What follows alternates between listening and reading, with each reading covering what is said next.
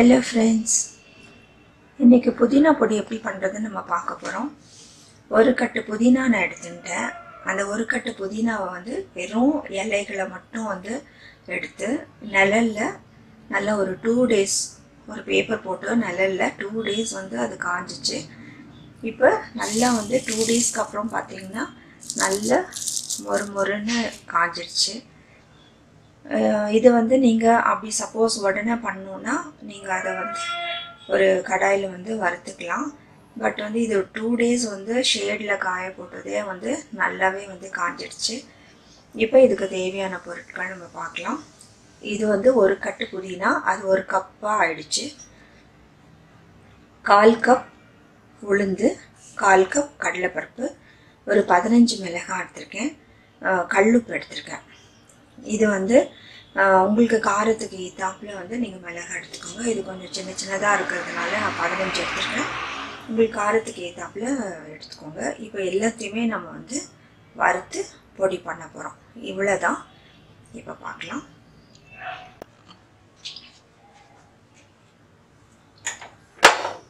இப்போ நம்ம கடலைப்பருப்பு வறுத்துக்கலாம்.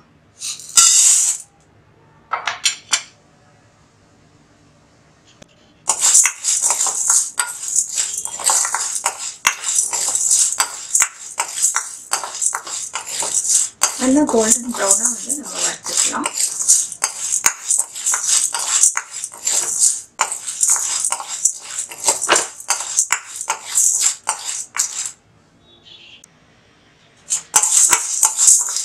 புதினா ஹெல்த்துக்கு ரொம்ப நல்லது. இது வந்து இன்டைஜஷன், கேஸ்ட்ரிக் ப்ராப்ளம்க்கெல்லாம் வந்து உங்களுக்கு ரொம்ப நல்ல ஒரு ரெமெடி இது.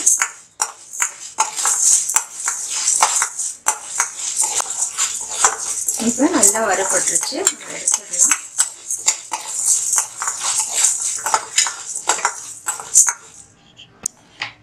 இப்போ உளுந்து வறுத்துக்கலாம். அதே மாதிரி நல்லா கோல்டன் ப்ரௌனாக வறுத்துக்கலாம்.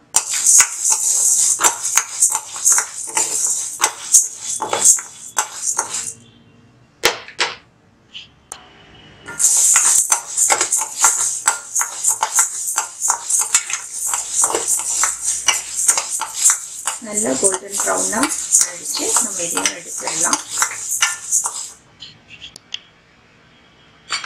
இப்போ நம்ம மிளகாவும் உப்பையும் வந்து நம்ம வறுத்துக்கலாம். தேவையான உப்பு மட்டும் போட்டுக்கோங்க.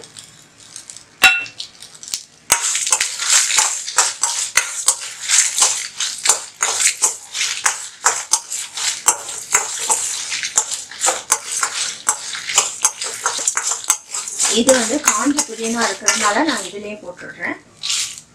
இதையும் வந்து கொஞ்சம் சூடு பண்ணிக்கலாம். நல்லா இது காஞ்சிருச்சு. இது நான் வறுக்கணும்னு அவசியம் இல்லை, பட் கொஞ்சம் சூடு பண்ணிட்டா நல்லது. நீங்க வந்து பச்சையா இருந்ததுன்னா நீங்க அது தனியா வந்து நீங்க வறுக்கணும்.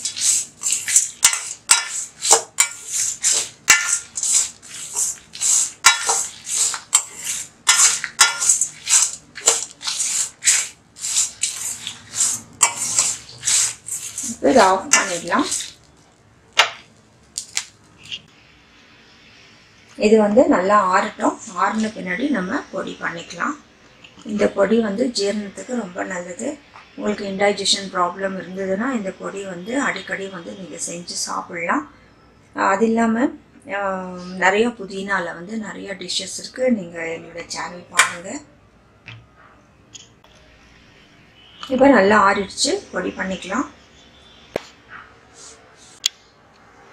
சூப்பரான புதினா பொடி ரெடி ஆயிடுச்சு. நீங்களும் வந்து செஞ்சு பாருங்கள்.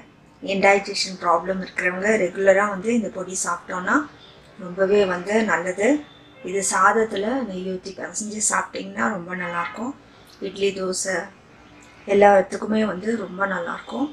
அந்த ஃப்ளேவர், புதினாவோட ஃப்ளேவர் பிடிக்கிறவங்க வந்து நிச்சயமாக இதை செஞ்சு சாப்பிடுங்க. ரொம்பவே நல்லாயிருக்கு. வேறு ரெசிபீஸும் பார்த்து உங்களோட கமெண்ட்ஸ் எங்களுக்கு போஸ்ட் பண்ணுங்கள். தேங்க்ஸ் ஃபார் வாட்சிங்.